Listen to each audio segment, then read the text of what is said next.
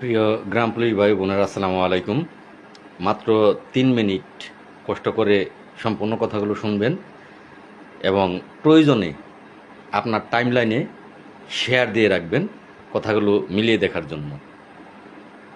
47,000 গ্রাম police সদস্যদের ভাগ্য পরিবর্তনের জন্য আপ্রাণ চেষ্টা চালিয়ে যাচ্ছি এবং খুব দ্বার প্রান্তে এসে পৌঁছে গেছি। অনেকেই ঘরে বসে বসে বিরূপ মন্তব্য করেন, আবার যারা বিরোধী পক্ষ তারা বিরূপ মন্তব্য করবেন, এটা স্বাভাবিক, এটা অস্বাভাবিক কোনো কিছু না। অনেকেই কমেন্ট করেন 43 দিন কষ্ট করলাম, ঢাকায় বসে রইলাম, তাহলে মাননীয় প্রধানমন্ত্রী কেন দেখলো না? এই প্রশ্নের জবাবে আমি বলতে চাই, আমি 43 দিন কষ্ট করেছি, মাত্র 4-5 জন লোক, 7-8 জন 10 জনের ঊর্ধ্বে কোনোদিন হয়নি।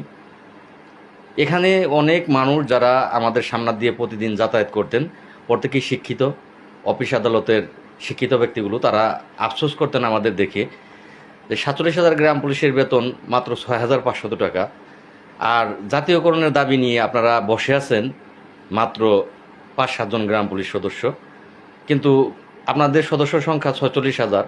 বাকিরা কোথায়? বাকিরা কেন ঘরে বসে আছে?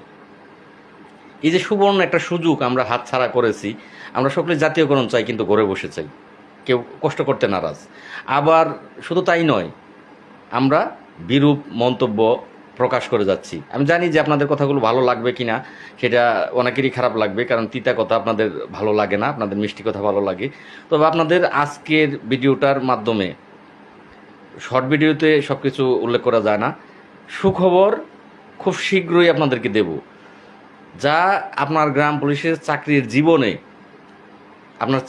জীবনেও আপনি এই এমন সুন্দর কাজ গ্রাম পুলিশ কেন্দ্রীয় কমিটি নামক যে কমিটি আছে তাদের করতে দেখেননি, যা আপনারা আমাদের দ্বারা দেখবেন।